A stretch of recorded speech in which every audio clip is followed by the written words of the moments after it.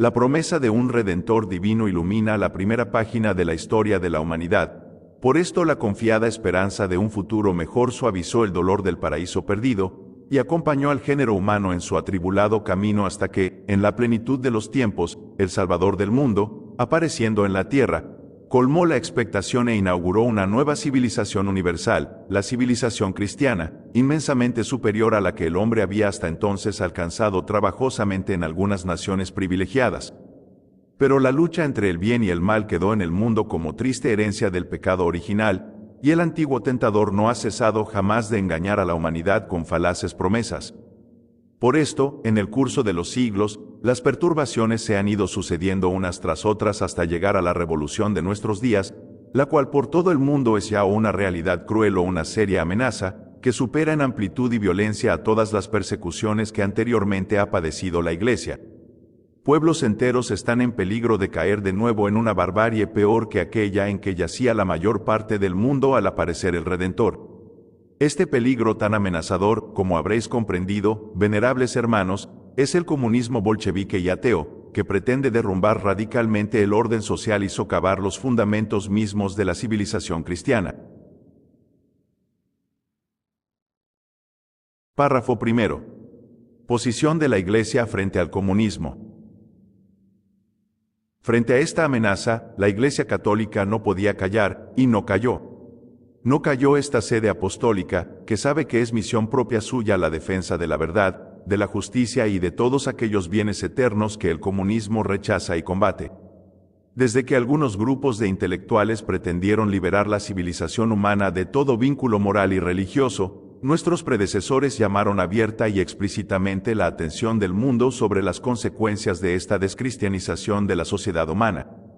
Y por lo que toca a los errores del comunismo, ya en el año 1846 nuestro venerado predecesor Pío IX, de santa memoria, pronunció una solemne condenación contra ellos, confirmada después en el Sílabus. Dice textualmente en la encíclica Qui Pluribus: a esto tiende la doctrina, totalmente contraria al derecho natural, del llamado comunismo, doctrina que, si se admitiera, llevaría a la radical subversión de los derechos, bienes y propiedades de todos y aun de la misma sociedad humana. Más tarde, uno predecesor nuestro, de inmortal memoria, León XIII, en la encíclica Quod Apostolici Numeris, definió el comunismo como mortal enfermedad que se infiltra por las articulaciones más íntimas de la sociedad humana, poniéndola en peligro de muerte, y con clara visión indicaba que los movimientos ateos entre las masas populares, en plena época del tecnicismo, tenían su origen en aquella filosofía que desde hacía ya varios siglos trataba de separar la ciencia y la vida de la fe y de la Iglesia. También durante nuestro pontificado, hemos denunciado frecuentemente, y con apremiante insistencia, el crecimiento amenazador de las corrientes ateas. Cuando en 1924 nuestra misión de socorro volvió de la Unión Soviética, nos condenamos el comunismo en una alocución especial dirigida al mundo entero. En nuestras encíclicas Miserentissimus Redentor, 40 anno, Caritate Christi, Acerba Animi, Dilectissima Nobis, nos hemos levantado una solemne protesta contra las persecuciones desencadenadas en Rusia, México y España. Y no se ha extinguido todavía el eco universal de las alocuciones que nos pronunciamos el año pasado, con motivo de la inauguración de la Exposición Mundial de la Prensa Católica, de la audiencia a los prófugos españoles y del radiomensaje navideño. Los mismos enemigos más encarnizados de la Iglesia, que desde Moscú dirigen esta lucha contra la civilización cristiana, atestiguan con sus ininterrumpidos ataques de palabra y de obra, que el papado, también en nuestros días, ha continuado tutelando fielmente el santuario de la religión cristiana, y ha llamado la atención sobre el peligro comunista con más frecuencia y de un modo más persuasivo que cualquier otra autoridad pública terrena. Pero, a pesar de estas repetidas advertencias paternales, que vosotros, venerables hermanos, con gran satisfacción nuestra, habéis transmitido y comentado con tanta fidelidad a los fieles por medio de frecuentes y recientes pastorales, algunas de ellas colectivas, el peligro está agravándose cada día más por la acción de hábiles agitadores. Por este motivo, nos creemos en el deber de elevar de nuevo nuestra voz con un documento aún más solemne, como es costumbre de esta sede apostólica, maestra de verdad, y como lo exige el hecho de que todo el mundo católico desea ya un documento de esta clase. Confiamos que el eco de nuestra voz será bien recibido por todos aquellos que, libres de prejuicios, desean sinceramente el bien de la humanidad. Confianza que se ve robustecida por el hecho de que nuestros avisos están hoy día confirmados por los frutos amargos, cuya aparición habíamos previsto y anunciado, y que de hecho van multiplicándose espantosamente en los países dominados ya por el mal, y amenazan caer sobre los restantes países del mundo. Queremos, por tanto, exponer de nuevo en breve síntesis los principios y los métodos de acción del comunismo ateo tal como aparecen principalmente en el bolchevismo, contraponiendo a estos falaces principios y métodos la luminosa doctrina de la Iglesia, y exhortando de nuevo a todos al uso de los medios con los que la civilización cristiana, única civitas verdaderamente humana, puede librarse de este satánico azote y desarrollarse mejor para el verdadero bienestar de la sociedad humana. Párrafo segundo. Doctrina y frutos del comunismo. El comunismo de hoy, de un modo más acentuado que otros movimientos similares del pasado, encierra en sí mismo una idea de aparente redención. Un pseudoideal de justicia, de igualdad y de fraternidad en el trabajo, satura toda su doctrina y toda su actividad con un cierto misticismo falso, que a las masas halagadas por falaces promesas comunica un ímpetu y entusiasmo contagiosos, especialmente en un tiempo como el nuestro, en el que por la defectuosa distribución de los bienes de este mundo, se ha producido una miseria general hasta ahora desconocida.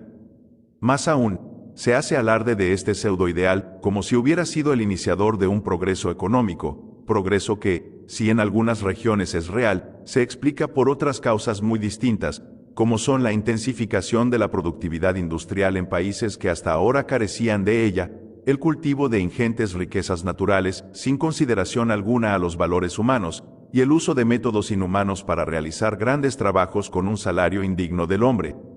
La doctrina que el comunismo oculta bajo apariencias a veces tan seductoras, se funda hoy sustancialmente sobre los principios, ya proclamados anteriormente por Marx, del materialismo dialéctico y del materialismo histórico, cuya única genuina interpretación pretenden poseer los teóricos del bolchevismo.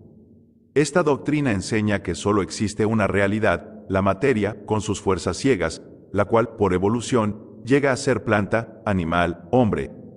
La sociedad humana, por su parte, no es más que una apariencia y una forma de la materia, que evoluciona del modo dicho y que por ineluctable necesidad tiende, en un perpetuo conflicto de fuerzas, hacia la síntesis final, una sociedad sin clases. En esta doctrina, como es evidente, no queda lugar ninguno para la idea de Dios, no existe diferencia entre el espíritu y la materia ni entre el cuerpo y el alma, no existe una vida del alma posterior a la muerte, ni hay por consiguiente, esperanza alguna en una vida futura. Insistiendo en el aspecto dialéctico de su materialismo, los comunistas afirman que el conflicto que impulsa al mundo hacia su síntesis final puede ser acelerado por el hombre. Por esto procuran exacerbar las diferencias existentes entre las diversas clases sociales y se esfuerzan para que la lucha de clases, con sus odios y destrucciones, adquiera el aspecto de una cruzada para el progreso de la humanidad. Por consiguiente, todas las fuerzas que resistan a esas conscientes violencias sistemáticas deben ser, sin distinción alguna, aniquiladas como enemigas del género humano. El comunismo, además, despoja al hombre de su libertad, principio normativo de su conducta moral, y suprime en la persona humana toda dignidad y todo freno moral eficaz contra el asalto de los estímulos ciegos. Al ser la persona humana, en el comunismo, una simple ruedecilla del engranaje total, niegan al individuo, para atribuirlos a la colectividad, todos los derechos naturales propios de la personalidad humana. En las relaciones sociales de los hombres afirman el principio de la absoluta igualdad, rechazando toda autoridad jerárquica establecida por Dios, incluso la de los padres, porque, según ellos, todo lo que los hombres llaman autoridad y subordinación, deriva exclusivamente de la colectividad como de su primera y única fuente. Los individuos no tienen derecho alguno de propiedad sobre los bienes naturales y sobre los medios de producción, porque, siendo estos fuente de otros bienes, su posesión conduciría al predominio de un hombre sobre otro. Por esto, precisamente, por ser la fuente principal de toda esclavitud económica, debe ser destruida radicalmente, según los comunistas, toda especie de propiedad privada. Al negar a la vida humana todo carácter sagrado y espiritual, esta doctrina convierte naturalmente el matrimonio y la familia en una institución meramente civil y convencional, nacida de un determinado sistema económico, niega la existencia de un vínculo matrimonial de naturaleza jurídico-moral que esté por encima de la voluntad de los individuos y de la colectividad, y, consiguientemente, niega también su perpetua indisolubilidad. En particular, para el comunismo no existe vínculo alguno que ligue a la mujer con su familia y con su casa. Al proclamar el principio de la total emancipación de la mujer, la separa de la vida doméstica y del cuidado de los hijos, para arrastrarla a la vida pública y a la producción colectiva en las mismas condiciones que el hombre, poniendo en manos de la colectividad el cuidado del hogar y de la prole. Niegan, finalmente, a los padres el derecho a la educación de los hijos, porque este derecho es considerado como un derecho exclusivo de la comunidad, y solo en su nombre y por mandato suyo lo pueden ejercer los padres. ¿Qué sería, pues, la sociedad humana basada sobre estos fundamentos materialistas? Sería, es cierto, una colectividad, pero sin otra jerarquía unitiva que la derivada del sistema económico. Tendría como única misión la producción de bienes por medio del trabajo colectivo, y como fin, el disfrute de los bienes de la tierra en un paraíso en el que cada cual contribuiría según sus fuerzas y recibiría según sus necesidades.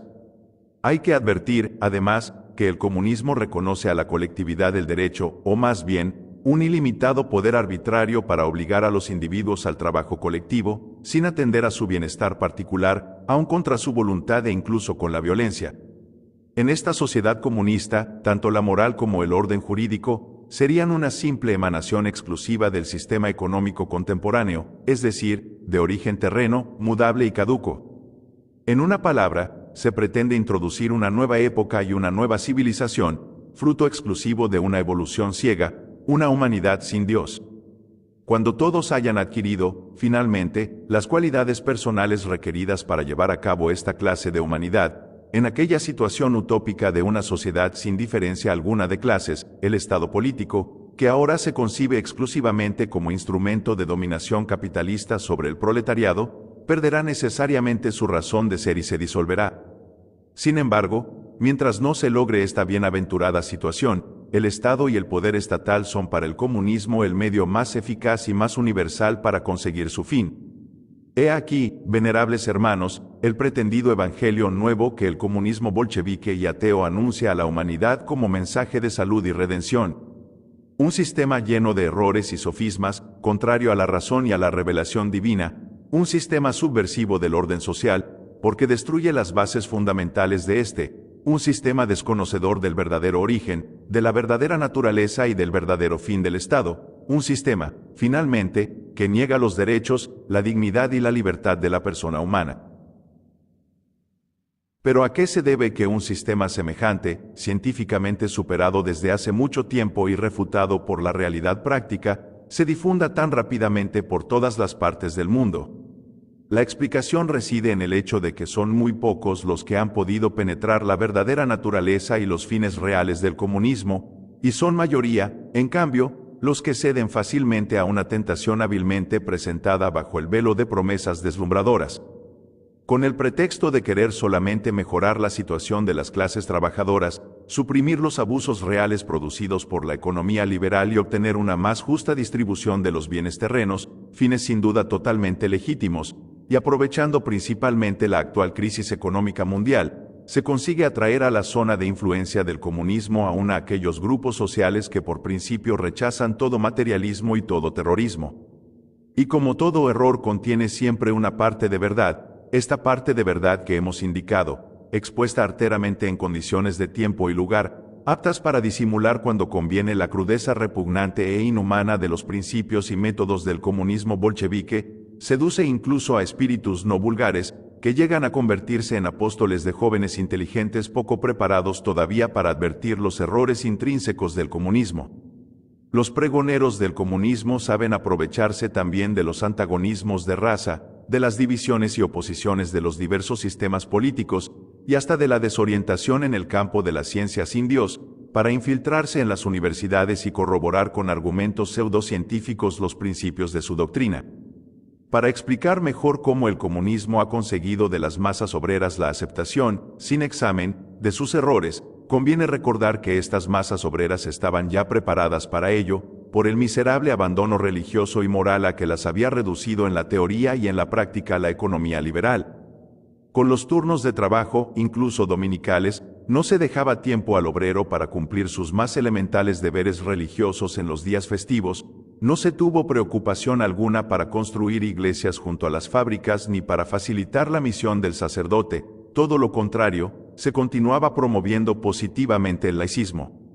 Se recogen, por tanto, ahora los frutos amargos de errores denunciados tantas veces por nuestros predecesores y por nos mismos.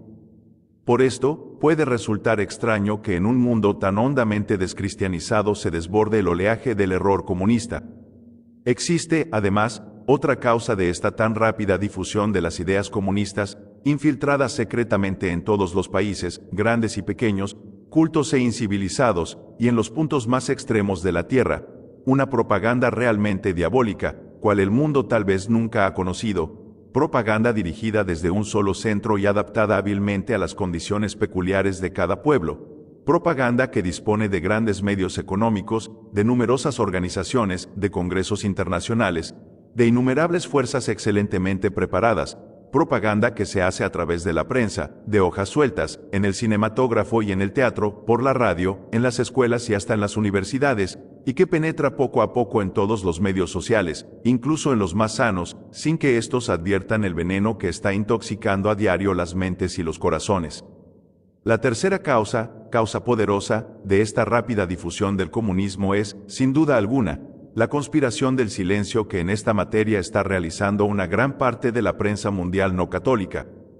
Decimos conspiración porque no se puede explicar de otra manera el hecho de que un periodismo tan ávido de publicar y subrayar aún los más menudos incidentes cotidianos, haya podido pasar en silencio durante tanto tiempo los horrores que se cometen en Rusia, en México y también en gran parte de España, y, en cambio, hable relativamente tan poco de una organización mundial tan vasta como es el comunismo moscovita. Este silencio, como todos saben, se debe en parte a ciertas razones políticas, poco previsoras, que lo exigen, así se afirma, y está mandado y apoyado por varias fuerzas ocultas que desde hace mucho tiempo tratan de destruir el orden social y político cristiano. Mientras tanto, los dolorosos efectos de esta propaganda están a la vista de todos. En las regiones en que el comunismo ha podido consolidarse y dominar, pensamos ahora con singular afecto paterno en los pueblos de Rusia y de México, se ha esforzado con toda clase de medios por destruir, lo proclama abiertamente, desde sus cimientos la civilización y la religión cristiana y borrar totalmente su recuerdo en el corazón de los hombres, especialmente de la juventud. Obispos y sacerdotes han sido desterrados, condenados a trabajos forzados, fusilados y asesinados de modo inhumano.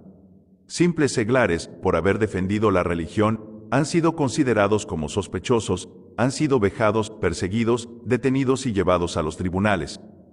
También en las regiones en que, como en nuestra queridísima España, el azote comunista no ha tenido tiempo todavía para hacer sentir todos los efectos de sus teorías, se ha desencadenado, sin embargo, como para desquitarse, con una violencia más furibunda. No se ha limitado a derribar alguna que otra iglesia, algún que otro convento, sino que, cuando le ha sido posible, ha destruido todas las iglesias, todos los conventos e incluso todo vestigio de la religión cristiana, sin reparar en el valor artístico y científico de los monumentos religiosos. El furor comunista no se ha limitado a matar a obispos y millares de sacerdotes, de religiosos y religiosas, buscando de un modo particular a aquellos y aquellas que precisamente trabajan con mayor celo con los pobres y los obreros, sino que, además, ha matado a un gran número de seglares de toda clase y condición, asesinados aún hoy día en masa, por el mero hecho de ser cristianos o al menos contrarios al ateísmo comunista.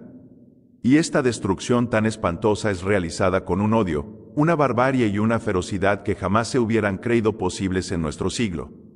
Ningún individuo que tenga buen juicio, ningún hombre de Estado consciente de su responsabilidad pública, puede dejar de temblar si piensa que lo que hoy sucede en España tal vez podrá repetirse mañana en otras naciones civilizadas. No se puede afirmar que estas atrocidades sean un fenómeno transitorio que suele acompañar a todas las grandes revoluciones o excesos aislados de exasperación comunes a toda guerra. No, son los frutos naturales de un sistema cuya estructura carece de todo freno interno. El hombre, como individuo y como miembro de la sociedad, necesita un freno. Los mismos pueblos bárbaros tuvieron este freno en la ley natural, grabada por Dios en el alma de cada hombre.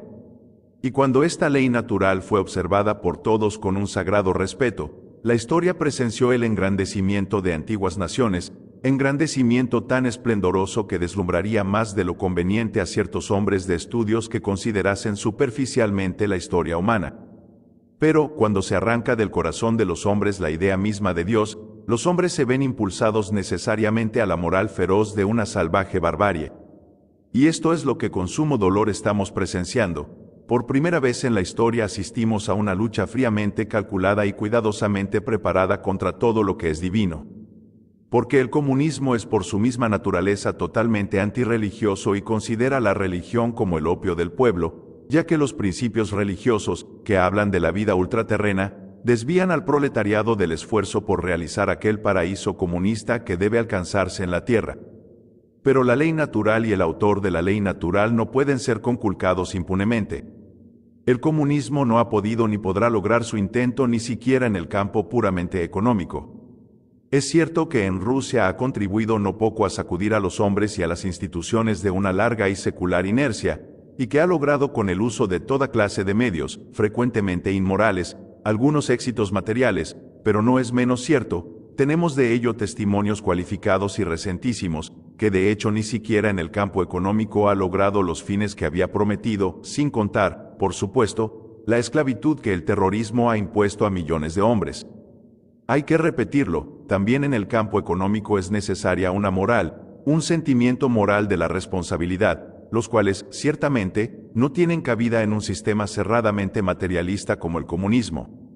Para sustituir este sentimiento moral no queda otro sustitutivo que el terrorismo que presenciamos en Rusia, donde los antiguos camaradas de conjuración y de lucha se eliminan mutuamente, terrorismo que, por otra parte, no consigue contener, no ya la corrupción de la moral, pero ni siquiera la disolución del organismo social. Sin embargo, no queremos en modo alguno condenar globalmente a los pueblos de la Unión Soviética, por los que sentimos el más vivo afecto paterno.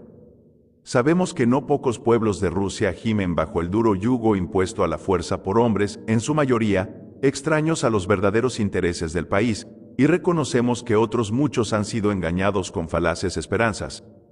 Nos condenamos el sistema a sus autores y defensores, quienes han considerado a Rusia como el terreno más apto para realizar un sistema elaborado hace mucho tiempo, y desde Rusia extenderlo por todo el mundo. Párrafo 3. Opuesta y luminosa doctrina de la Iglesia. Expuestos los errores y los métodos violentos y engañosos del comunismo bolchevique y ateo, es hora ya, venerables hermanos, de situar brevemente frente a la verdadera noción de la civitas humana, de la sociedad humana. Esta noción no es otra, como bien sabéis, que la enseñada por la razón y por la revelación por medio de la Iglesia, Magistra Gentium. La afirmación fundamental es esta: por encima de toda otra realidad está el sumo, único y supremo ser, Dios, creador omnipotente de todas las cosas, juez sapientísimo de todos los hombres. Esta suprema realidad, Dios, es la condenación más absoluta de las insolentes mentiras del comunismo. Porque la verdad es que no porque los hombres crean en Dios, existe Dios, sino que, porque Dios existe, creen en Él y elevan a Él sus súplicas todos los hombres que no cierran voluntariamente los ojos a la verdad. En cuanto a lo que la razón y la fe católica dicen del hombre, nos hemos expuesto los puntos fundamentales sobre esta materia en la encíclica sobre la educación cristiana. El hombre tiene un alma espiritual e inmortal, es una persona, dotada admirablemente por el Creador con dones de cuerpo y de espíritu, es, en realidad, un verdadero microcosmos, como decían los antiguos, un pequeño mundo que supera extraordinariamente en valor a todo el inmenso mundo inanimado. Dios es el último fin exclusivo del hombre en la vida presente y en la vida eterna, la gracia santificante, elevando al hombre al grado de hijo de Dios, lo incorpora al reino de Dios en el cuerpo místico de Cristo. Por consiguiente, Dios ha enriquecido al hombre con múltiples y variadas prerrogativas, el derecho a la vida y a la integridad corporal, el derecho a los medios necesarios para su existencia, el derecho de tender a su último fin por el camino que Dios le ha señalado, el derecho, finalmente, de asociación, de propiedad y del uso de la propiedad. Además, tanto el matrimonio como su uso natural son de origen divino. De la misma manera, la Constitución y las prerrogativas fundamentales de la familia han sido determinadas y fijadas por el Creador mismo, no por la voluntad humana ni por los factores económicos.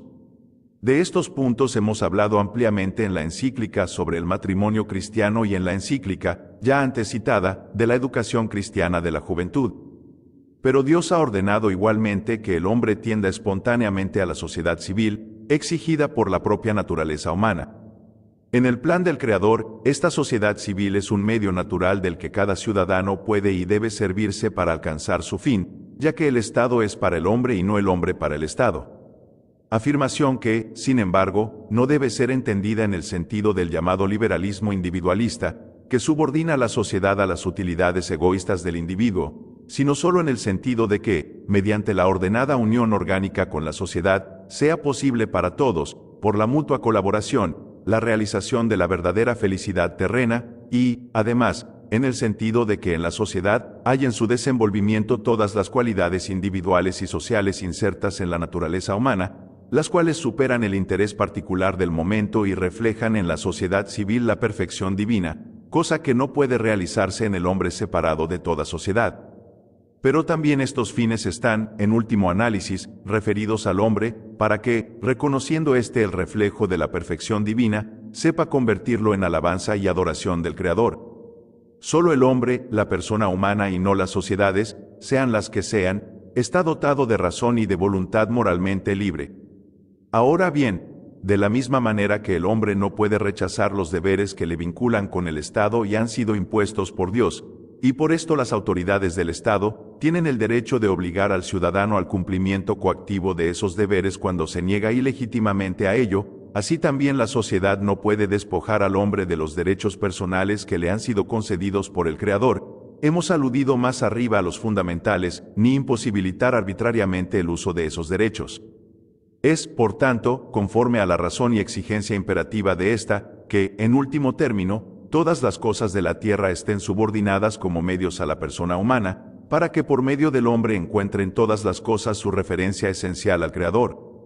Al hombre, a la persona humana, se aplica lo que el apóstol de las gentes escribe a los corintios sobre el plan divino de la salvación cristiana. Todo es vuestro, y vosotros de Cristo, y Cristo de Dios.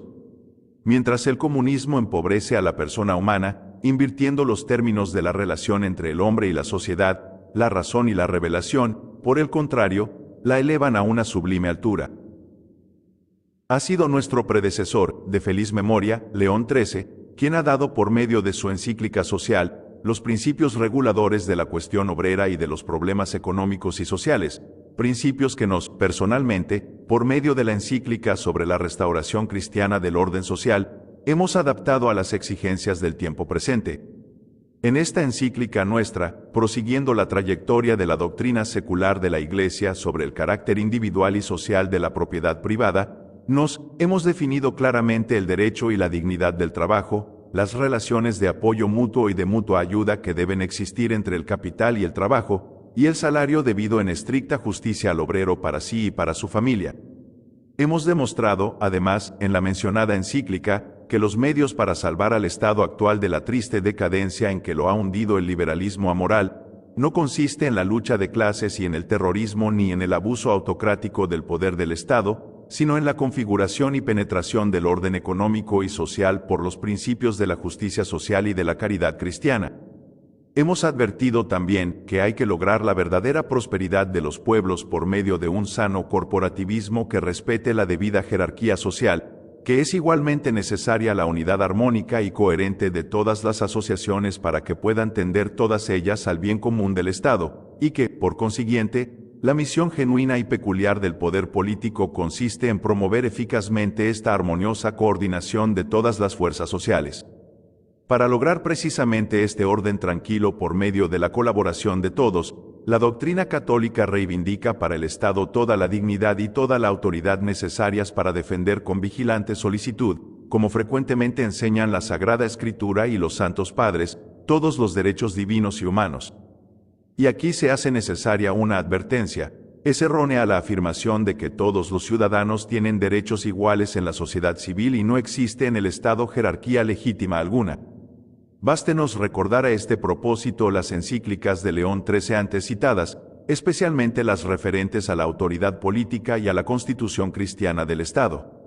En estas encíclicas encuentran los católicos luminosamente expuestos los principios de la razón y de la fe, que los capacitarán para defenderse contra los peligrosos errores de la concepción comunista del Estado. La expoliación de los derechos personales y la consiguiente esclavitud del hombre, la negación del origen trascendente supremo del Estado y del poder político, el criminal abuso del poder público para ponerle al servicio del terrorismo colectivo, son hechos radical y absolutamente contrarios a las exigencias de la ética natural y a la voluntad divina del Creador. El hombre, lo mismo que el Estado, tiene su origen en el Creador, y el hombre y el Estado están por Dios mutuamente ordenados entre sí. Por consiguiente, ni el ciudadano ni el Estado pueden negar los deberes correlativos que pesan sobre cada uno de ellos, ni pueden negar o disminuir los derechos del otro. Ha sido el Creador en persona quien ha regulado en sus líneas fundamentales esta mutua relación entre el ciudadano y la sociedad, y es, por tanto, una usurpación totalmente injusta la que se arroga el comunismo al sustituir la ley divina, basada sobre los inmutables principios de la verdad y de la caridad, por un programa político de partido, derivado del mero capricho humano y saturado de odio. La Iglesia Católica, al enseñar los capítulos fundamentales de esta luminosa doctrina, no tiene otro fin que el de realizar el feliz anuncio cantado por los ángeles sobre la gruta de Belén al nacer el Redentor, gloria a Dios y paz a los hombres, y procurar a los hombres, aun en esta vida presente, toda la suma de paz verdadera y auténtica felicidad que son aquí posibles como preparación para la bienaventuranza eterna, pero solamente para los hombres de buena voluntad. Esta doctrina está igualmente alejada de los pésimos efectos de los errores comunistas y de todas las exageraciones y pretensiones de los partidos o sistemas políticos que aceptan esos errores, porque respeta siempre el debido equilibrio entre la verdad y la justicia, lo defiende en la teoría y lo aplica y promueve en la práctica. Cosa que consigue la Iglesia conciliando armónicamente los derechos y los deberes de unos y otros, como, por ejemplo, la autoridad con la libertad, la dignidad del individuo con la dignidad del Estado, la personalidad humana en el súbdito y, por consiguiente, la obediencia debida al gobernante con la dignidad de quienes son representantes de la autoridad divina. Igualmente, el amor ordenado de sí mismo, de la familia y de la patria con el amor de las demás familias y de los demás pueblos, fundado en el amor de Dios, Padre de todos, primer principio y último fin de todas las cosas. Esta doctrina católica no separa la justa preocupación por los bienes temporales de la solicitud activa por los bienes eternos. Si subordina el bien temporal al eterno, según la palabra de su divino fundador, buscad primero el reino de Dios y su justicia, y todo lo demás se os dará por añadidura, está, sin embargo, bien lejos de desinteresarse de las cosas humanas y de perjudicar el progreso de la sociedad y sus ventajas temporales, porque todo lo contrario, esta doctrina sostiene y promueve esta actividad del modo más racional y más eficaz posible. La Iglesia, en efecto, aunque nunca ha presentado como suyo un determinado sistema técnico en el campo de la acción económica y social, por no ser esta su misión, ha fijado, sin embargo, claramente las principales líneas fundamentales, que si bien son susceptibles de diversas aplicaciones concretas, según las diferentes condiciones de tiempos, lugares y pueblos, indican, sin embargo, el camino seguro para obtener un feliz desarrollo progresivo del Estado. La gran sabiduría y extraordinaria utilidad de esta doctrina está admitida por todos los que verdaderamente la conocen. Con razón han podido afirmar insignes estadistas que, después de haber estudiado los diversos sistemas económicos, no habían hallado nada más razonable que los principios económicos expuestos en las encíclicas Rerum Novarum y Quadragesimo Anno. También en las naciones cristianas no católicas, más aún, en naciones no cristianas, se reconoce la extraordinaria utilidad que para la sociedad humana representa la doctrina social de la Iglesia. Así, hace ahora apenas un mes, un eminente hombre político no cristiano del Extremo Oriente, ha opinado sin vacilación que la Iglesia, con su doctrina de paz y de fraternidad cristiana, aporta una contribución valiosísima al establecimiento y mantenimiento de una paz constructiva entre las naciones. E incluso los mismos comunistas, cosa que sabemos por relaciones fidedignas que afluyen de todas partes a este centro de la cristiandad, si no están totalmente corrompidos, cuando oyen la exposición de la doctrina social de la Iglesia reconocen la radical superioridad de ésta sobre las doctrinas de sus jerarcas y maestros. Solamente los espíritus cegados por la pasión y por el odio cierran sus ojos a la luz de la verdad y la combaten obstinadamente.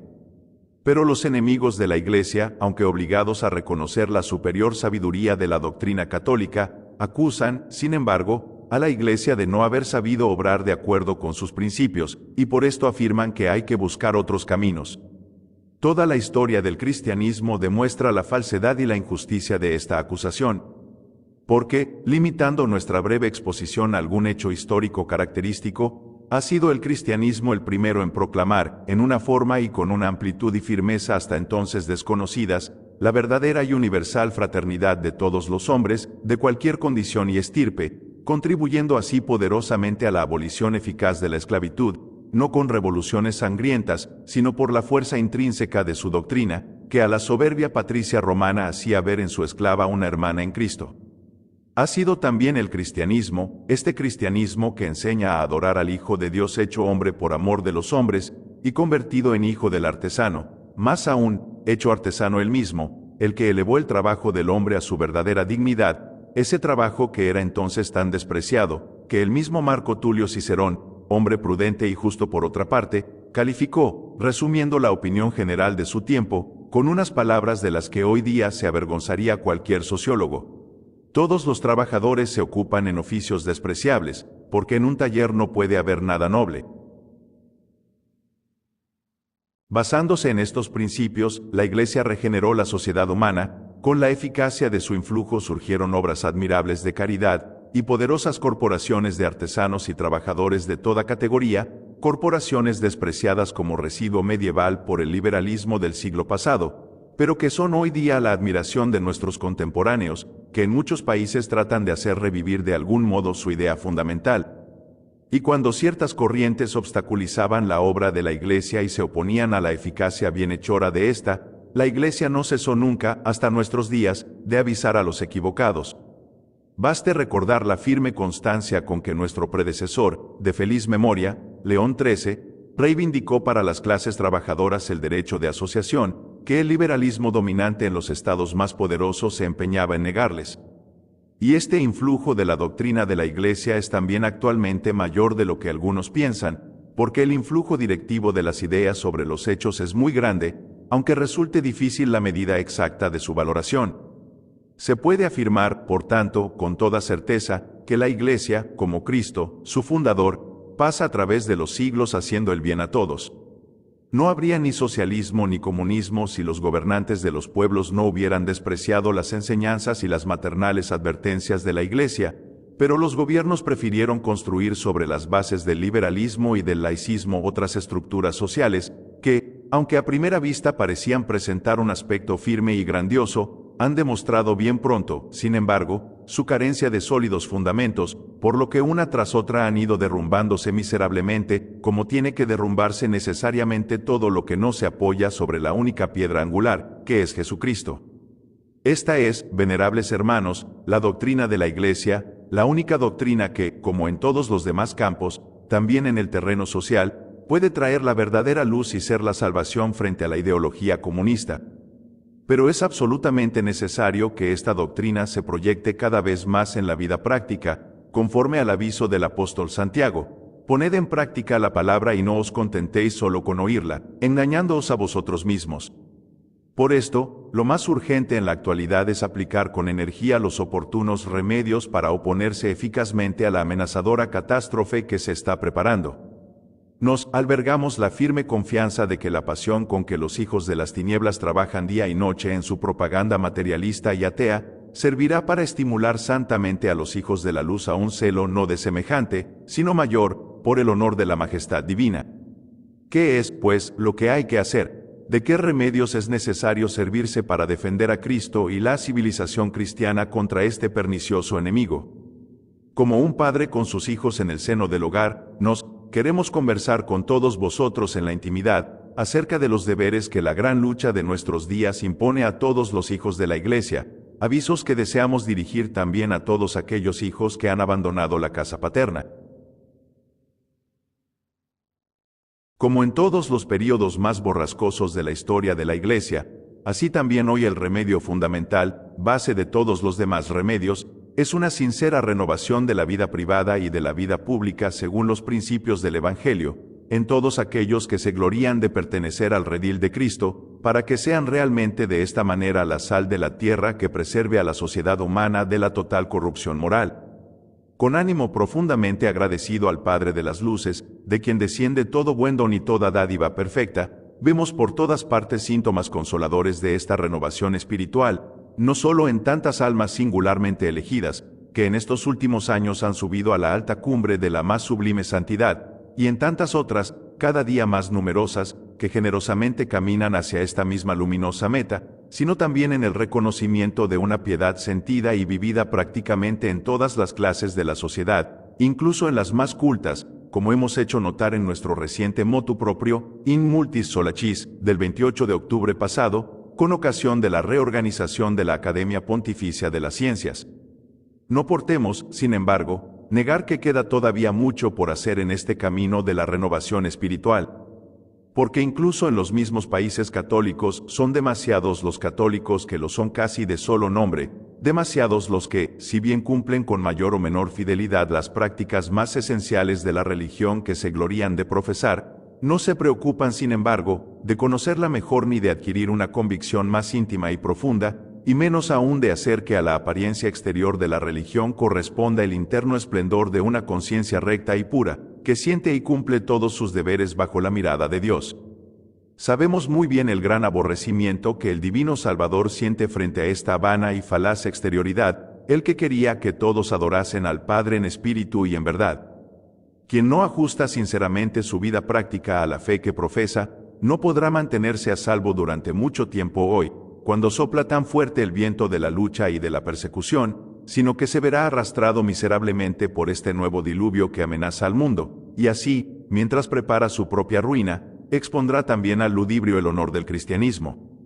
Y aquí queremos, venerables hermanos, insistir específicamente sobre dos enseñanzas del Señor, que responde en modo particular a la actual situación del género humano: el desprendimiento de los bienes terrenos y el precepto de la caridad.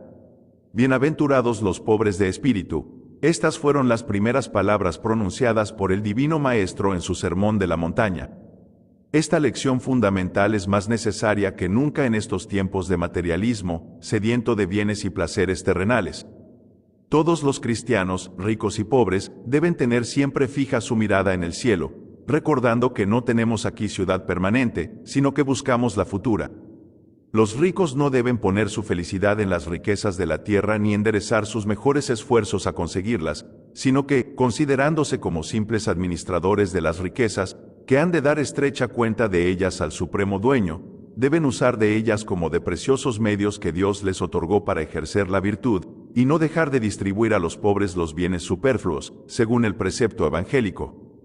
De lo contrario, se cumplirá con ellos y en sus riquezas la severa sentencia del apóstol Santiago: vosotros, ricos, llorad a gritos sobre las miserias que os amenazan. Vuestra riqueza está podrida, vuestros vestidos, consumidos por la polilla, vuestro oro y vuestra plata, comidos del orín, y el orín será testigo contra vosotros y roerá vuestras carnes como fuego. Habéis atesorado ira para los últimos días. Los pobres, por su parte, en medio de sus esfuerzos, guiados por las leyes de la caridad y de la justicia, para proveerse de lo necesario y para mejorar su condición social, deben también ellos permanecer siempre pobres de espíritu, estimando más los bienes espirituales que los goces terrenos. Tengan además siempre presente que nunca se conseguirá hacer desaparecer del mundo las miserias, los dolores y las tribulaciones, a los que están sujetos también los que exteriormente aparecen como más afortunados. La paciencia es, pues, necesaria para todos, esa paciencia que mantiene firme el espíritu, confiado en las divinas promesas de una eterna felicidad. Tened, pues, paciencia, hermanos, os decimos también con el apóstol Santiago, hasta la venida del Señor. Ved cómo el labrador, con la esperanza de los frutos preciosos de la tierra, aguarda con paciencia las lluvias tempranas y las tardías. Aguardad también vosotros con paciencia, fortaleced vuestros corazones, porque la venida del Señor está cercana. Solo así se cumplirá la consoladora promesa del Señor: bienaventurados los pobres. Y no es este un consuelo vano, como las promesas de los comunistas, sino que son palabras de vida eterna, que encierran la suprema realidad de la vida y que se realizan plenamente aquí en la tierra y después en la eternidad. ¿Cuántos pobres, confiados en estas palabras y en la esperanza del reino de los cielos proclamado ya como propiedad suya en el Evangelio, porque vuestro es el reino de los cielos, hallan en su pobreza una felicidad que tantos ricos no pueden encontrar en sus riquezas, por estar siempre inquietos y siempre agitados por la codicia de mayores aumentos? Más importante aún para remediar el mal de que tratamos es el precepto de la caridad, que tiende por su misma naturaleza a realizar este propósito. Nos referimos a esa caridad cristiana, paciente y benigna, que evita toda ostentación y todo aire de envilecedor proteccionismo del prójimo, esa caridad que desde los mismos comienzos del cristianismo ganó para Cristo a los más pobres entre los pobres, los esclavos. Y en este campo damos las mayores gracias a todos aquellos que, consagrados a las obras de beneficencia, tanto en las conferencias de San Vicente de Paúl como en las grandes y recientes organizaciones de asistencia social, han ejercitado y ejercitan las obras de misericordia corporal y espiritual. Cuanto más experimenten en sí mismos los obreros y los pobres lo que el espíritu de caridad, animado por la virtud de Cristo, hace por ellos, tanto más se despojarán del prejuicio de que la Iglesia ha perdido su eficacia y de que está de parte de quienes explotan el trabajo del obrero. Pero cuando vemos, por una parte, a una innumerable muchedumbre de necesitados que, por diversas causas, ajenas totalmente a su voluntad, se hallan oprimidos realmente por una extremada miseria, y vemos, por otra, a tantos hombres que, sin moderación alguna, gastan enormes sumas en diversiones y cosas totalmente inútiles, no podemos menos de reconocer, con un inmenso dolor, que no solo no se respeta como es debido la justicia, sino que, además, no se ha profundizado suficientemente en las exigencias que el precepto de la caridad cristiana impone al cristiano en su vida diaria. Queremos, por tanto, venerables hermanos, que se exponga sin descanso, de palabra y por escrito, este divino precepto, precioso distintivo dejado por Cristo a sus verdaderos discípulos, este precepto que nos enseña a ver en los que sufren al mismo Jesús en persona, y que nos manda a amar a todos los hombres como a nuestros hermanos con el mismo amor con que el divino Salvador nos ha amado, es decir, hasta el sacrificio de nuestros bienes y, si es necesario, aun de la propia vida. Mediten todos con frecuencia aquellas palabras, consoladoras por una parte, pero terribles por otra, de la sentencia final que pronunciará el Juez Supremo en el día del juicio final. Venid, benditos de mi Padre, porque tuve hambre, y me disteis de comer, tuve sed, y me disteis de beber. En verdad os digo que cuantas veces hicisteis eso a uno de estos mis hermanos menores, a mí me lo hicisteis. Y, por el contrario, apartaos de mí, malditos, al fuego eterno, porque tuve hambre, y no me disteis de comer, tuve sed, y no me disteis de beber. En verdad os digo que, cuando dejasteis de hacer eso con uno de estos pequeñuelos, conmigo no lo hicisteis. Para asegurar, por tanto, la vida eterna y para socorrer eficazmente a los necesitados, es absolutamente necesario volver a un tenor de vida más modesto, es necesario renunciar a los placeres, muchas veces pecaminosos, que el mundo ofrece hoy día con tanta abundancia, es necesario, finalmente, olvidarse de sí mismo por amor al prójimo.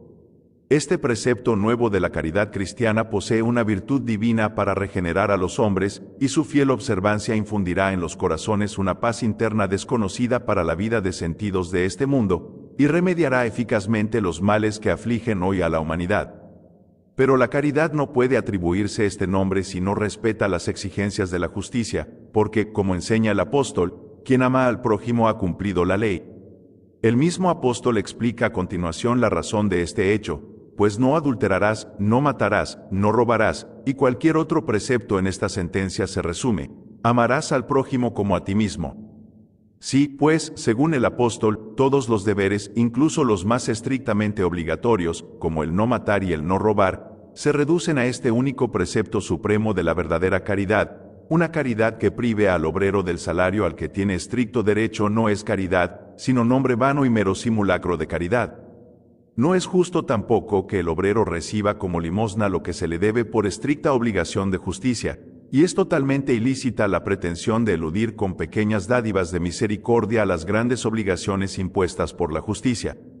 La caridad y la justicia imponen sus deberes específicos, los cuales, si bien con frecuencia coinciden en la identidad del objeto, son, sin embargo, distintos por su esencia, y los obreros, por razón de su propia dignidad, exigen enérgicamente, con todo derecho y razón, el reconocimiento por todos de estos deberes, a que están obligados con respecto a ellos los demás ciudadanos.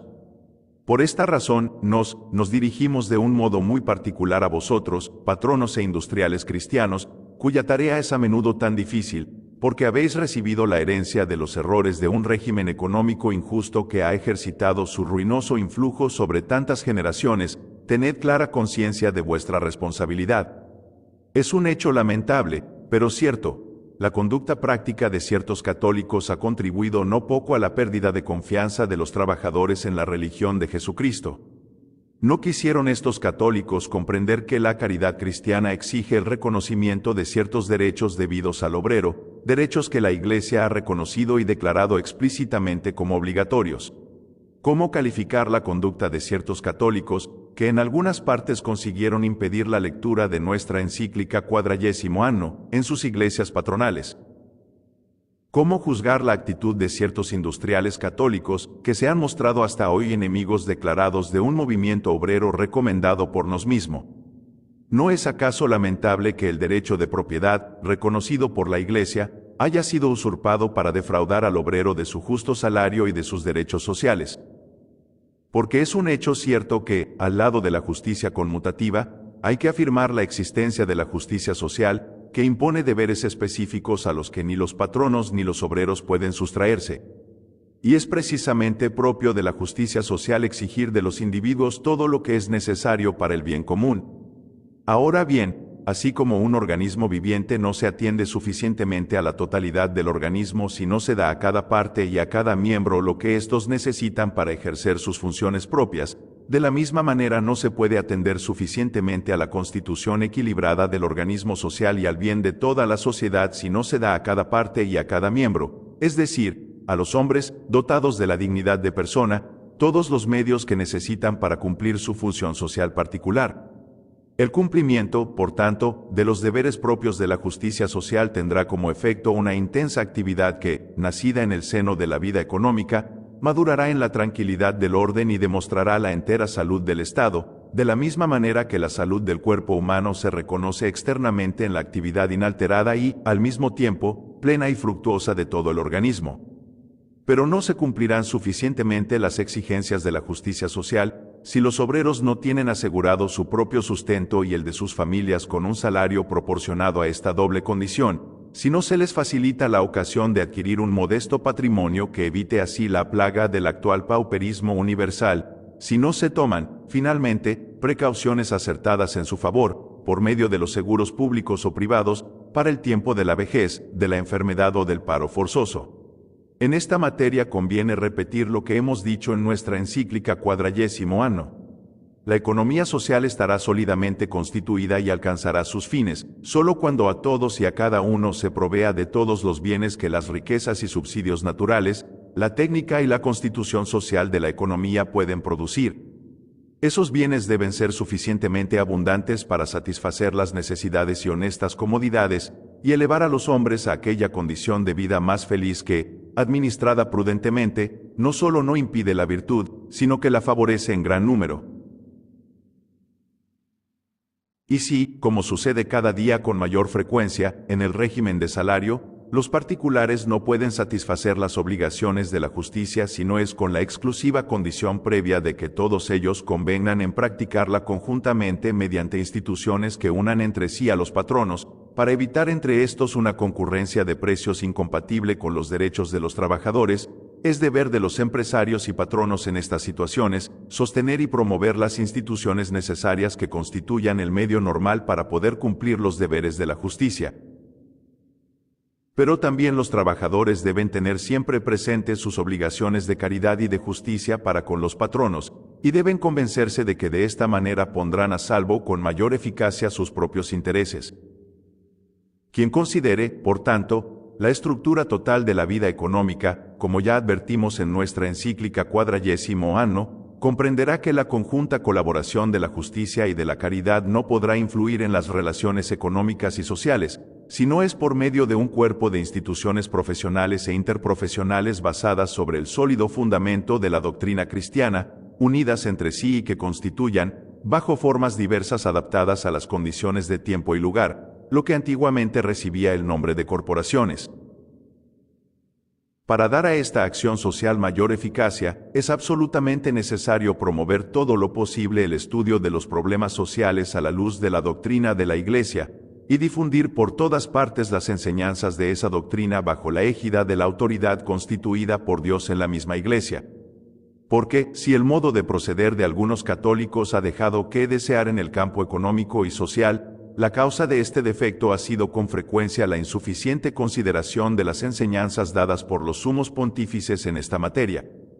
Por esto es sumamente necesario que en todas las clases sociales se promueva una más intensa formación en las ciencias sociales, adaptada en su medida personal al diverso grado de cultura intelectual, y es sumamente necesario también que se procure con toda solicitud e industria la difusión más amplia posible de las enseñanzas de la Iglesia aún entre la clase obrera. Que las enseñanzas sociales de la Iglesia Católica iluminen con la plenitud de su luz a todos los espíritus, y muevan las voluntades de todos a seguirlas y aplicarlas como norma segura de vida que impulse al cumplimiento concienzudo de los múltiples deberes sociales. Así se evitará esa inconsecuencia y esa inconstancia en la vida cristiana, que nos hemos lamentado más de una vez y que hacen que algunos católicos, aparentemente fieles en el cumplimiento de sus estrictos deberes religiosos, luego en el campo del trabajo, de la industria y de la profesión, o en el comercio, o en el ejercicio de sus funciones públicas, por un deplorable desdoblamiento de la conciencia, lleven una vida demasiado contraria a las claras normas de la justicia y de la caridad cristiana, dando así grave escándalo a los espíritus débiles, y ofreciendo a los malos un fácil pretexto para desacreditar a la propia Iglesia. A esta renovación de la moral cristiana puede contribuir extraordinariamente la propagación de la prensa católica. La prensa católica debe, en primer lugar, fomentar el conocimiento más amplio cada día de la doctrina social de la Iglesia de un modo variado y atrayente. Debe, en segundo lugar, denunciar con exactitud, pero también con la debida extensión, la actividad de los enemigos, y señalar los medios de lucha que han demostrado ser más eficaces por la experiencia repetida en muchas naciones. Debe, por último, proponer útiles sugerencias para poner en guardia a los lectores contra los astutos engaños con que los comunistas han intentado y sabido atraerse incluso a hombres de buena fe. Aunque ya hemos insistido sobre estos puntos en nuestra alocución de 12 de mayo del año pasado, juzgamos, sin embargo, necesario, venerados hermanos, volver a llamar vuestra atención sobre ellos de modo particular. Al principio, el comunismo se manifestó tal cual era en toda su criminal perversidad, pero pronto advirtió que de esta manera alejaba de sí a los pueblos, y por esto ha cambiado de táctica y procura ahora atraerse las muchedumbres con diversos engaños, ocultando sus verdaderos intentos bajo el rótulo de ideas que son en sí mismas buenas y atrayentes.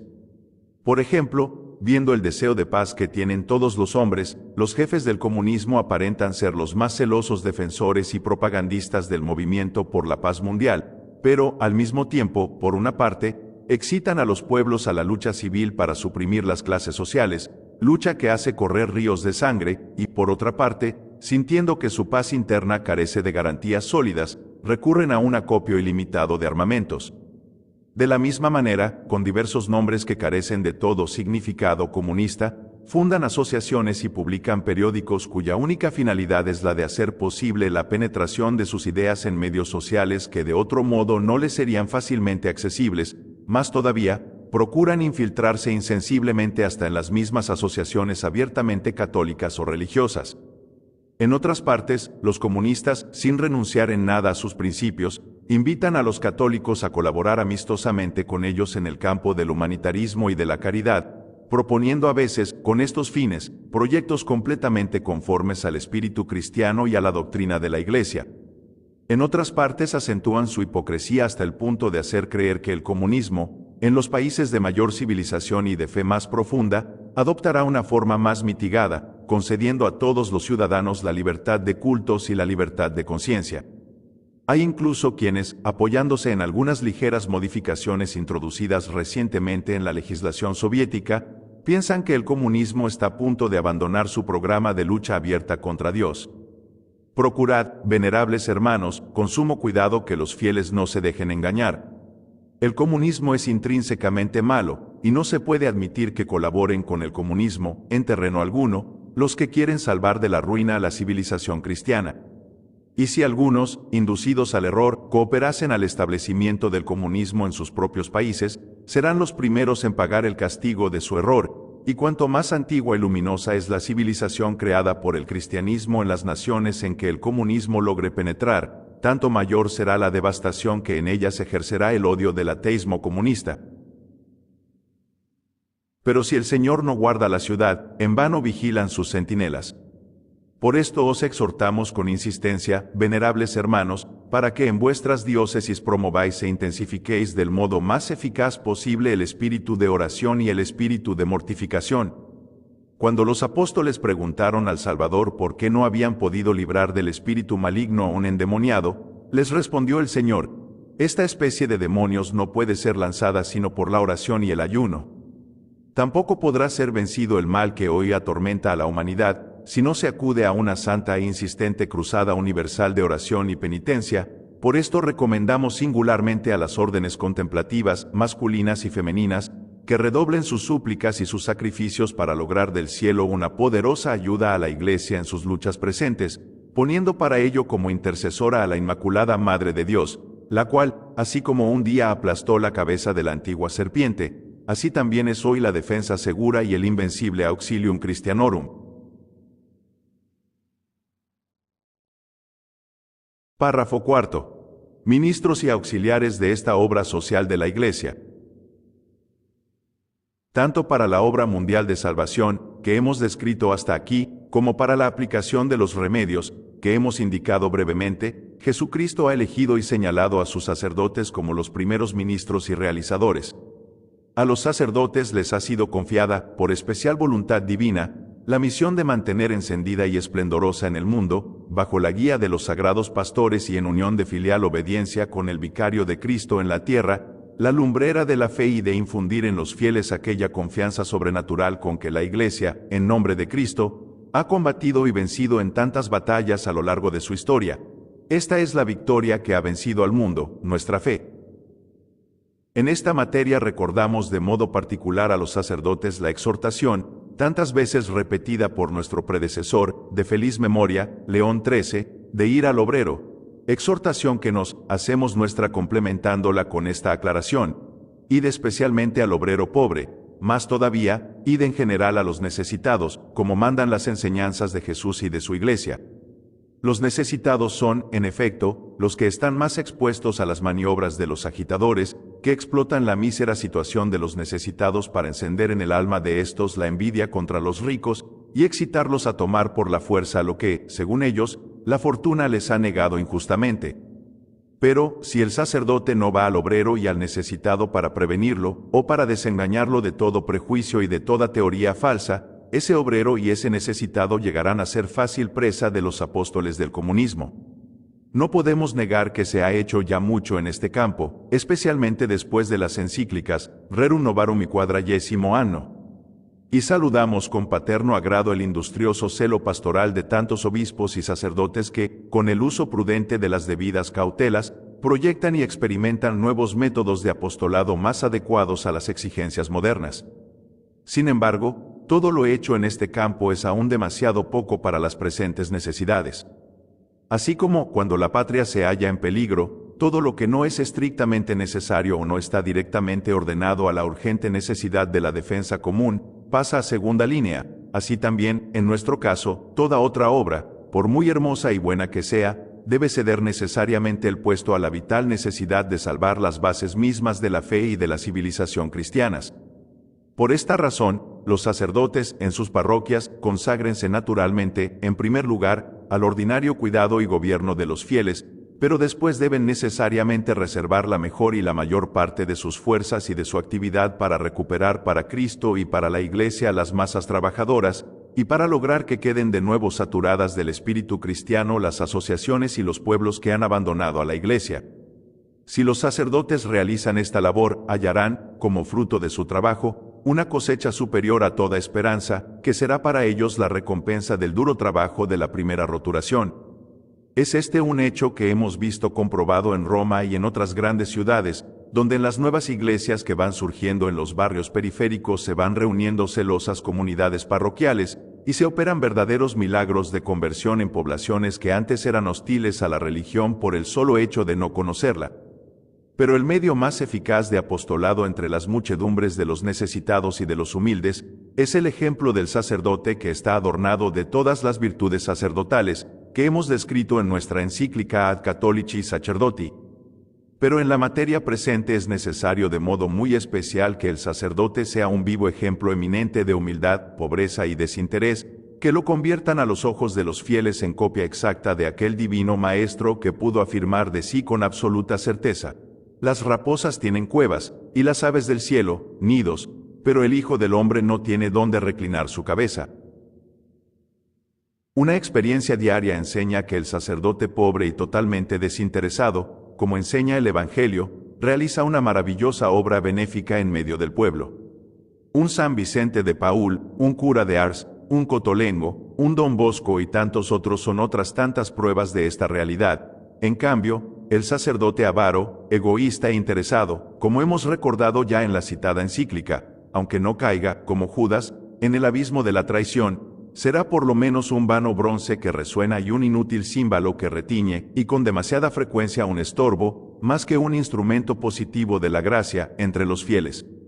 Y si el sacerdote, lo mismo el secular que el regular, tiene que administrar bienes temporales por razón de su oficio, recuerde que no solo debe observar escrupulosamente todas las obligaciones de la caridad y de la justicia, sino que, además, debe mostrarse de manera especial como verdadero padre de los pobres. Después del clero dirigimos nuestra paterna invitación a nuestros queridísimos hijos seglares que militan en las filas de la Acción Católica, para nos tan querida, y que, como en otra ocasión hemos declarado, constituye una ayuda particularmente providencial para la obra de la Iglesia en las difíciles circunstancias del momento presente. En realidad, la Acción Católica realiza un auténtico apostolado social, porque su finalidad última es la difusión del reino de Jesucristo no solo en los individuos, sino también en las familias y en la sociedad civil. Por consiguiente, su obligación fundamental es atender a la más exquisita formación espiritual de sus miembros y a la acertada preparación de estos para combatir en las santas batallas de Dios.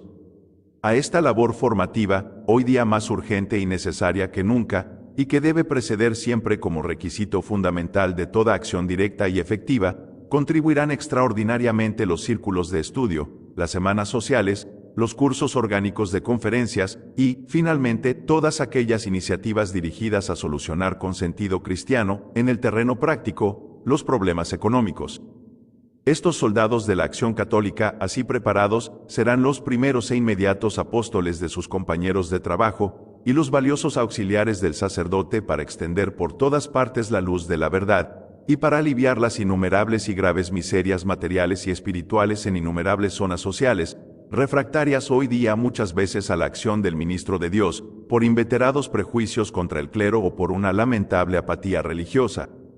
De esta manera, los hombres de la Acción Católica, bajo la dirección de sacerdotes experimentados, realizarán una enérgica y valiosa colaboración en la labor de asistencia religiosa a las clases trabajadoras, labor que nos es tan querida, porque consideramos esta asistencia religiosa como el medio más idóneo para defender a los obreros, nuestros queridos hijos, de las insidias comunistas. Además de este apostolado individual, muchas veces oculto, pero utilísimo y eficaz, es también misión propia de la Acción Católica difundir ampliamente, por medio de la propaganda oral y escrita, los principios fundamentales, expuestos en los documentos públicos de los sumos pontífices, para la administración de la cosa pública según la concepción cristiana. En torno a la Acción Católica se alinean, como fuerzas combatientes, algunas organizaciones que nos hemos calificado en otra ocasión como auxiliares de aquella. Con paterno afecto exhortamos también a estas organizaciones a participar en la gran misión de que tratamos, y que actualmente presenta una trascendencia no superada por cualquier otra necesidad. Nos pensamos también en las organizaciones integradas por hombres y mujeres de la misma clase social, asociaciones de obreros, de agricultores, de ingenieros, de médicos, de patronos, de hombres de estudio, y otras semejantes, compuestas todas ellas por personas que, teniendo un idéntico grado de cultura, se han unido, impulsadas por la misma naturaleza, en agrupaciones sociales acomodadas a su situación. Juzgamos que estas organizaciones tienen un papel muy importante que realizar, tanto en la labor de introducir en el Estado aquel orden equilibrado que tuvimos presente en nuestra encíclica, Quadragésimo Anno, como en la difusión y en el reconocimiento de la realeza de Cristo en todos los campos de la cultura y del trabajo. Y sí, por las transformaciones que han experimentado la situación económica y la vida social, el Estado ha juzgado como misión suya la regulación y el equilibrio de estas asociaciones por medio de una específica acción legislativa, respetando, como es justo, la libertad y la iniciativa privadas. Sin embargo, los hombres de la acción católica, aunque deben tener siempre en cuenta las realidades de la situación presente, deben también prestar su prudente contribución intelectual a la cuestión, solucionando los nuevos problemas según las normas de la doctrina católica, y consagrar su actividad participando recta y voluntariamente en las nuevas formas e instituciones con la intención de hacer penetrar en estas el espíritu cristiano, que es siempre principio de orden en el aspecto político, y de mutua y fraterna colaboración en el aspecto social. Una palabra especialmente paterna queremos dirigir aquí a nuestros queridos obreros católicos, jóvenes o adultos, los cuales, como premio de su heroica fidelidad en estos tiempos tan difíciles, han recibido una noble y ardua misión. Bajo la dirección de sus obispos y de sus sacerdotes, deben trabajar para traer de nuevo a la Iglesia y a Dios inmensas multitudes de trabajadores que, exacerbados por una injusta incomprensión o por el olvido de la dignidad a que tenían derecho, se han alejado, desgraciadamente, de Dios.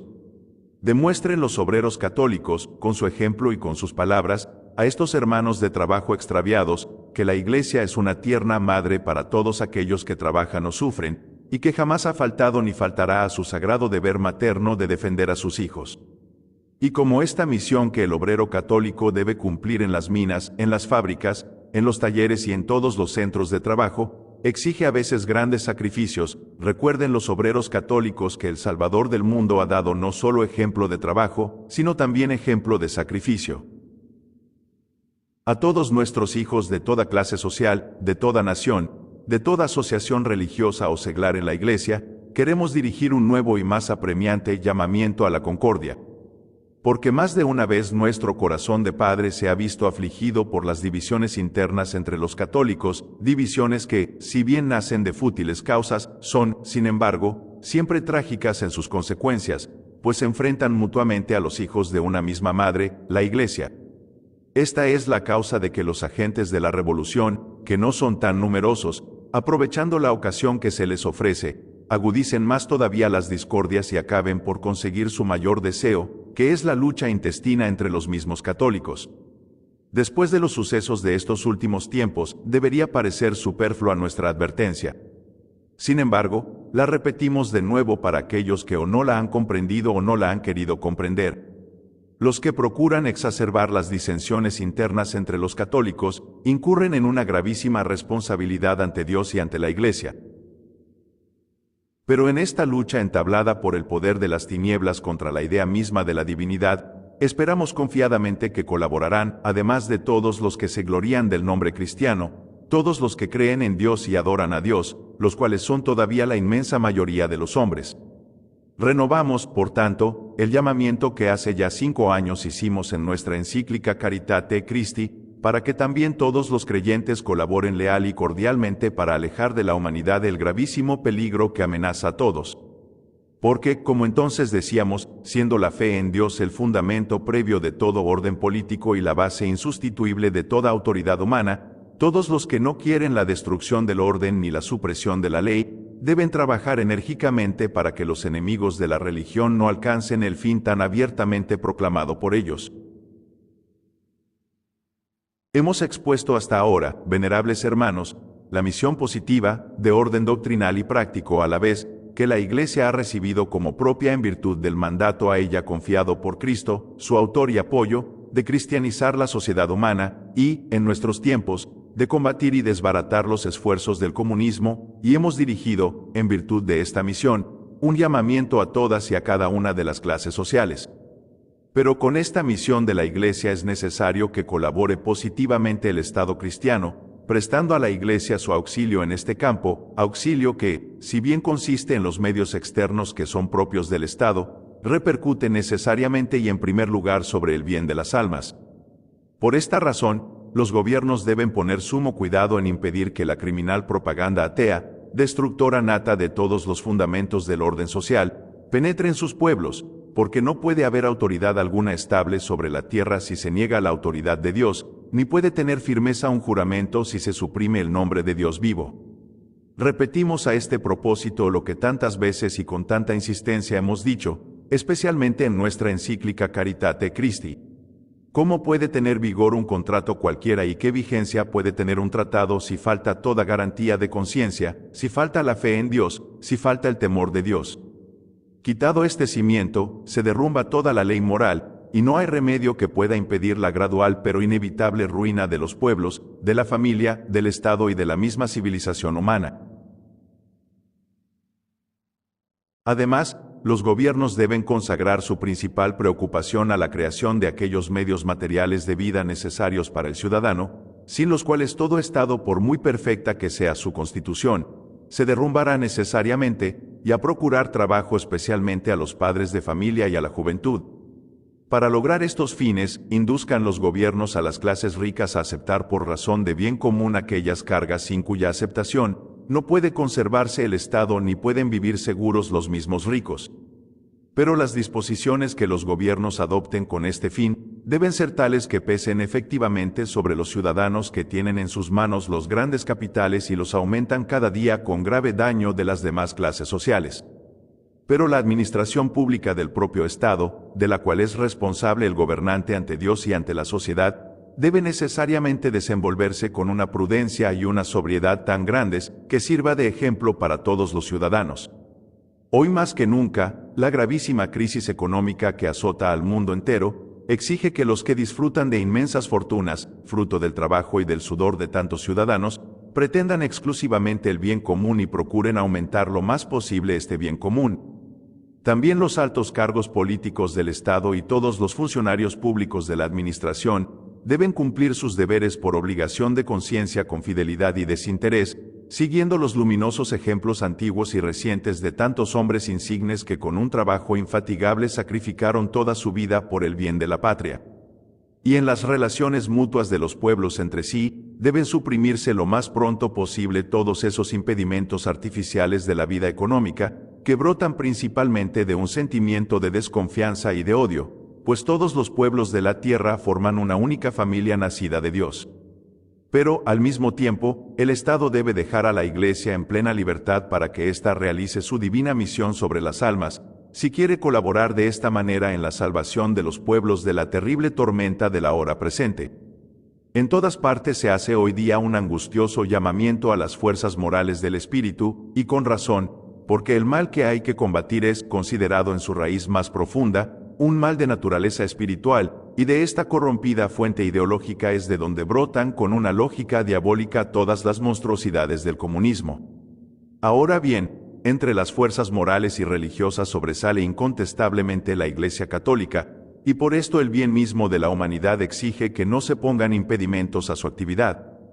Proceder de distinta manera y querer obtener el fin espiritual indicado con medios puramente económicos o políticos equivale a incurrir necesariamente en un error sumamente peligroso. Porque, cuando se excluye la religión de los centros de enseñanza, de la educación de la juventud, de la moral de la vida pública, y se permite el escarnio de los representantes del cristianismo y de los sagrados ritos de éste, ¿no se fomenta, acaso, el materialismo, del que nacen los principios y las instituciones propias del comunismo? Ni la fuerza humana mejor organizada ni los más altos y nobles ideales terrenos pueden dominar los movimientos desordenados de este carácter, que hunden sus raíces precisamente en la excesiva codicia de los bienes de esta vida. Nos confiamos en que los que actualmente dirigen el destino de las naciones, por poco que adviertan el peligro extremo que amenaza hoy a los pueblos, comprenderán cada vez mejor la grave obligación que sobre ellos pesa de no impedir a la Iglesia el cumplimiento de su misión. Obligación robustecida por el hecho de que la Iglesia, al procurar a los hombres la consecución de la felicidad eterna, trabaja también inseparablemente por la verdadera felicidad temporal de los hombres. Pero no podemos terminar esta encíclica sin dirigir una palabra a aquellos hijos nuestros que están ya contagiados, o por lo menos amenazados de contagio, por la epidemia del comunismo. Les exhortamos vivamente a que oigan la voz del Padre, que los ama, y rogamos al Señor que los ilumine para que abandonen el resbaladizo camino que los lleva a una inmensa y catastrófica ruina, y reconozcan también ellos que el único Salvador es Jesucristo nuestro Señor, pues ningún otro nombre nos ha sido dado bajo el cielo, entre los hombres, por el cual podamos ser salvos. Conclusión. Finalmente, para acelerar la paz de Cristo en el reino de Cristo, por todos tan deseada, ponemos la actividad de la Iglesia Católica contra el comunismo ateo bajo la égida del poderoso patrono de la Iglesia, San José. San José perteneció a la clase obrera y experimentó personalmente el peso de la pobreza en sí mismo y en la Sagrada Familia, de la que era padre solícito y abnegado. A San José fue confiado el infante divino cuando Herodes envió a sus sicarios para matarlo. Cumpliendo con toda fidelidad los deberes diarios de su profesión, ha dejado un ejemplo de vida a todos los que tienen que ganarse el pan con el trabajo de sus manos, y, después de merecer el calificativo de justo, ha quedado como ejemplo viviente de la justicia cristiana, que debe regular la vida social de los hombres. Nos, levantando la mirada, vigorizada por la virtud de la fe, creemos ya ver los nuevos cielos y la nueva tierra de que habla nuestro primer antecesor, San Pedro. Y mientras las promesas de los falsos profetas de un paraíso terrestre se disipan entre crímenes sangrientos y dolorosos, resuena desde el cielo con alegría profunda la gran profecía apocalíptica del Redentor del mundo. He aquí que hago nuevas todas las cosas. No nos queda otra cosa, venerables hermanos, que elevar nuestras manos paternas y hacer descender sobre vosotros, sobre vuestro clero y pueblo, sobre la gran familia católica, la bendición apostólica. Dado en Roma, junto a San Pedro, en la fiesta de San José, patrono de la Iglesia Universal, el día 19 de marzo de 1937, año 16 de nuestro pontificado. Pío Papa XI.